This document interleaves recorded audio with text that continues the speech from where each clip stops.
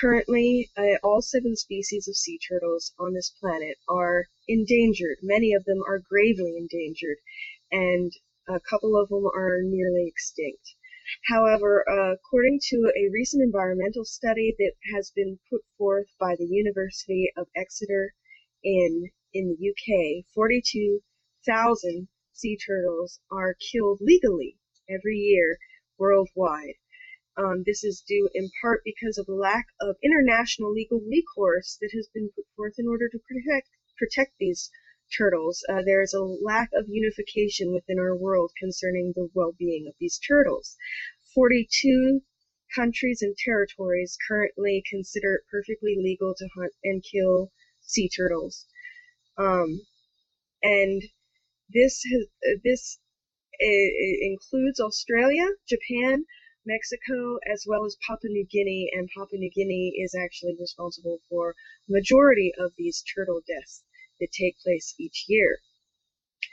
I also like to take this time to note that China has also been under fire from activists for months and months now for selling little tiny baby sea turtles in plastic bags that they turn into novelty keychains. Just wanted to add that in there. The green turtle, the green sea turtle, has been the most affected by far by these hunts, both legal and illegal, but they account for 37,000 of the 42,000 estimated legal killings each year. Although marine turtles have seen a rise in the amount of legal protections for them in certain countries and by wildlife organizations in recent years, there's still a high number of legal killings as well as the continued illegal killings and huntings and trading of turtles and turtle products, and the number of turtles killed accidentally by the commercial fishing industry in the attempts to get other species of marine animals is also a serious threat to these turtles, as well as, like I said, a lack of legal recourse to protect these animals internationally. The study, however, is considered rather moderate because it does not call to an end to all sea turtle hunting, because they said that they do not want to cause too much disruption to certain coastal communities who still depend on turtle hunting for a source of protein and income. However, I'm going to take the live approach to this, or the viewpoint on this, and say that I'm sick and damn tired of this half-assed environmental protection approach to everything in order to preserve certain human conveniences. There is no source of protein that is provided by turtles that cannot be provided by other sources. Especially if it's a coastal community. If you want to stick with a meat-based source, you can always fish for other types of fish and marine life, or you can use plant-based sources, which are much more sustainable. But even if you live in an area that is not conducive to most forms of grown food, I mean, for example, obviously there's like the Alaskan natives who are forced to live off of meat and marine life. They still don't make a habit out of killing and eating sea turtles. There are far more abundant resources out there available. I don't think we need to be killing and eating or encouraging the killing and eating of endangered sea turtles. There are markets in China and other places in Asia where documentaries have been filmed where the eggs of the sea turtles are dug up from well-known turtle nests and sold in the marketplace for food. So, serious issue environmentally and for the sea turtles, and for anyone who appreciates wildlife and animal life out there. What do you guys think? What are your viewpoints? Are you going to mourn the loss of the sea turtles if they're gone? There are a lot of animals I know that are facing extinction right now. It's possible that we'll see the end of the tiger by the year 2050, for example. So what do you guys feel? So basically the turtles are endangered, and a lot of people are still hunting them. And as far as the countries who aren't a part of our international conservation treaties, and like they have people like in Papua New Guinea who are like dependent on the sea turtle for protein, and they don't have a lot of other options. I'm semi okay with that, but the people like off the Pacific coast of Mexico that are hunting these turtles, that there are plenty of other options because that's like North America we're talking about, and they are part of the treaty, so they've already agreed not to do so. Like I think those are the worst of the worst, and I have no interest in that. And the little babies that they're making into keychains, like there's nothing more of a like slap in the face than to use the little baby turtles for that. I mean, like I can understand the adults once they're old enough and they can't reproduce, and you're like, all right, those are the better animals to use for protein. But the little babies for keychains, just buy a keychain and shape it like a turtle. Like there's no reason you need an actual turtle keychain. So I'm against this, and I'm not very big on saving endangered species. I don't think the way we do it is effective, but like this is like an obvious case for me. And besides, turtles live to over 100 according to Finding Nemo, and that's cool. Yeah, they can live to be a couple hundred years old and then some. So yeah, it does seem a shame to uh, destroy these, majestic, beautiful creatures that can live so much longer than we can. I mean, imagine, we don't know what their mental capacity is capable of. I would love to know what is inside the mind of a 200-year-old animal's mind. But any more thoughts? Yeah, let me jump in here. I guess this is because I am a hunter. So I guess like this story blows my mind because I come from a North American model of hunting, which is the mindset of hunting in North America is that you're part of the conservation system. That's why hunting in North America exists. So like a situation like this, and I was doing the research before the show. Like I was trying to find like what is the argument for this? Like why should we be hunting the sea turtles? Like what's the counter? And I couldn't. Now granted, uh, whenever you Google sea turtle hunting, obviously your big articles are going to be about stopping it and stuff. That's a given.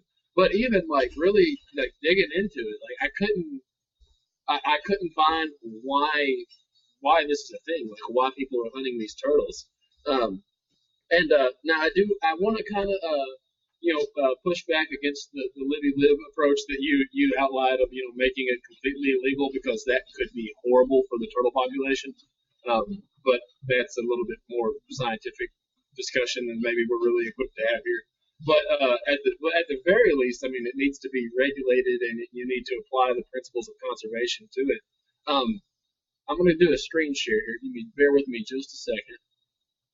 So, yeah, what blows my mind about this is look at the species here. If you guys can see that on my screen, I don't know how well this is sharing.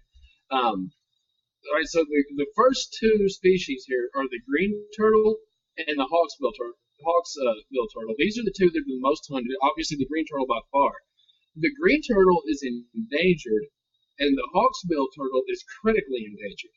The only ones that are, quote unquote, like vulnerable or threatened or whatever, and not endangered, are these guys down here that aren't even really being hunted. So it's like whoever's hunting these turtles is picking the ones that are most at risk and hunting them. And so that just seems just bizarre to me, like, what the purpose of that is. Um, and so I guess maybe since Sean, I think, missed an opportunity here to take the libertarian stance, I want to go ahead and do that. One of the places where there's a huge market for hunting this is here in the Gulf, and that's because Mexico doesn't have legislation banning turtle hunting. Now, I want to argue the position here, which I think is probably true that a libertarian would take. That laws don't necessarily stop bad behavior. And I think Mexico would be a good example of that. And we can talk all day about how stupid the drug war is, but the fact of the matter is, right now Mexico is embroiled in a drug war, and that's what their police force is focused on. So if they passed, legislation banning turtle hunting, that's probably not going to be on the top of their law enforcement agenda. So I don't know how effective it would be.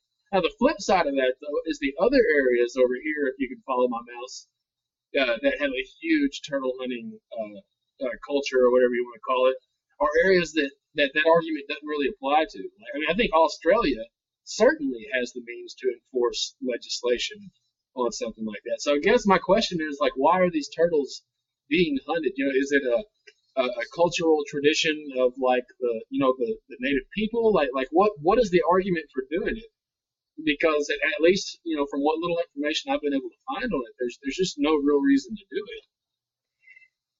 Very, very good questions and an excellent commentary, in my opinion. And I agree. I don't think there is any justifiable reason to it. I couldn't find one either. But cultural habits die a hard death, and I think that definitely could and probably does have a lot to do with it.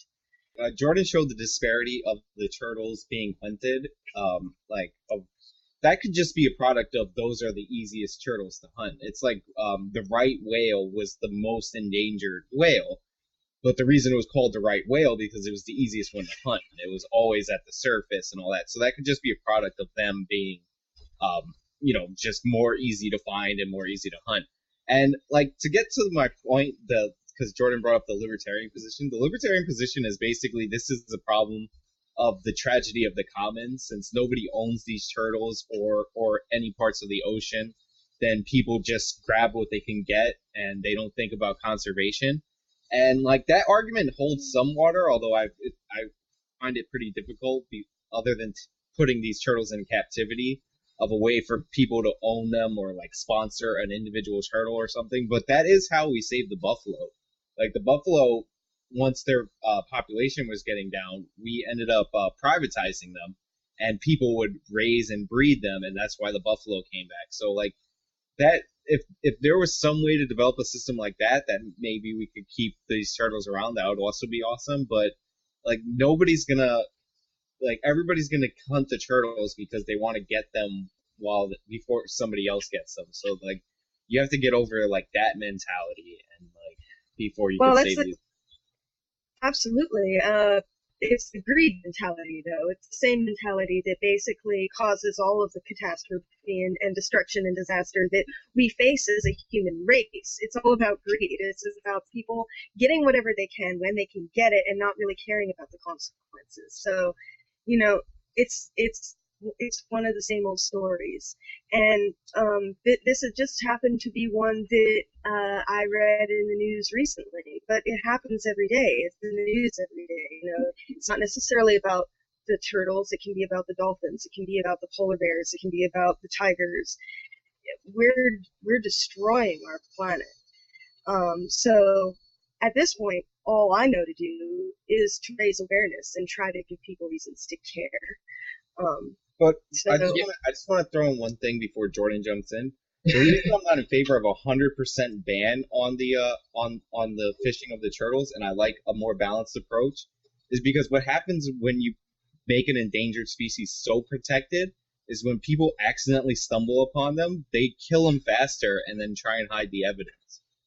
I don't want fishermen who accidentally catch turtles in their nets to kill them quickly and get rid of the evidence. I'd rather them like throw it in the water, and if it dies, it dies. But like if you're afraid of ridiculous consequences, you'll take ridiculous action. That we see that a lot in land-based endangered species. Yeah, okay, that might be a legitimate point, Sean. I'd have to see data on that. However, what's not a legitimate point is saying that this is an example of the victim of the commons. Once again, I'm going to do a screen share here and bring up the North American conservation system, which is wildly successful. America has had a fantastic tradition of bringing back endangered species, especially in a nation with so much industrialization as we have. And you see, I've got it highlighted here that there's 7 pillars of the North American model of wildlife conservation. This is out of the Arkansas Game and Fish Commission Handbook for 2014.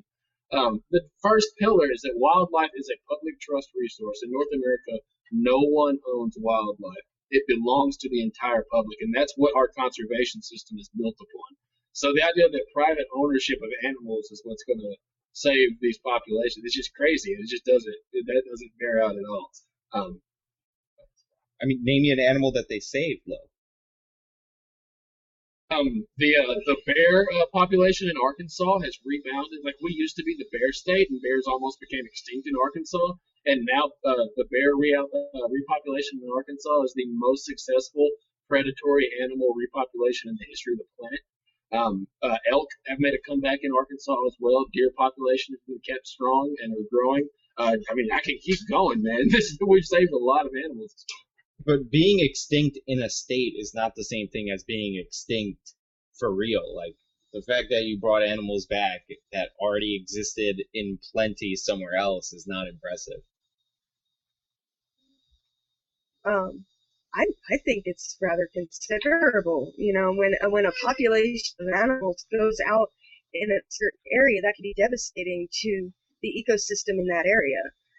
And there have been other wildlife organizations that have brought back other species from near extinction. Yeah, well, and that's the thing too. And again, Sean, that's pillar number 5: is that wildlife is an international resource. Wildlife migrate across borders of countries. Whenever you save them in a state, if there's a bad player in that migratory line, that's what ruins it for everybody else. And so if people band together and adopt these principles, and you don't have those bad players, and that infographic I showed shows here, this green band here across the middle, this is the migratory path of these turtles. This is where they live. If the players along this migratory path adopt these type of principles, then you don't have an issue, and the whole population gets saved. But I mean, I would take issue with saying that restoring a population in a state isn't a big deal. It's totally a big deal. But not impressive. If they existed somewhere else, you're just moving animals. It's literally not impressive. Like, the buffaloes, they were going to go extinct, and they were brought back across the nation. You're talking about extinct in one part, and then they brought it back. Like, I'm not impressed by that. I'm sorry. It's not that impressive. But, like, again, of course, if everybody stopped hunting them randomly, then these animals would do a lot better. But, like, that's not going to happen. And the reason I said it's the tragedy of the commons is just a turn of phrase for when nobody owns anything. Like, nobody owns the oceans, so we overfish. Nobody owns the rainforest, so they overlog. Like, conversely, like cattle, there's always another cow to replace the previous one. Like, I forget what the cow population is, somewhere around 5 billion. There's 7 billion chickens because you can own chickens. So, like, that's just one point I wanted to make. Like, it's not like the crux of my argument. I'm kind of on your side for the most part, but it is a tragedy of the commons. I'm going to do whatever I can to make sure that this turtles don't go extinct, and I hope that we find as a world more of a unified way of protecting the environment and protecting the species on our planet. I hope that whatever the solution is, that there are many people working on many different solutions, and if one of them ends up being successful, then that's awesome. You know, just as long as there's people who care out there who are trying to raise awareness and trying to develop new methods of solving our problems with the environment and with the species that are facing extinction. And eventually we'll realize that we're helping ourselves as well. It's not entirely altruistic, and we need to stop pretending like we're a compartmentalized planet. What happens to one species affects us all, and they're all worth saving if they can be saved. And I wish you luck, little turtle buddies. You're really sweet, and you don't deserve to be killed. Hey, if you enjoyed this clip, make sure to like and leave a comment below, or even share. Sharing is caring. If you want to see more TYT Nation videos, go to our YouTube channel, youtube.com/TYT Nation. Thank you for watching.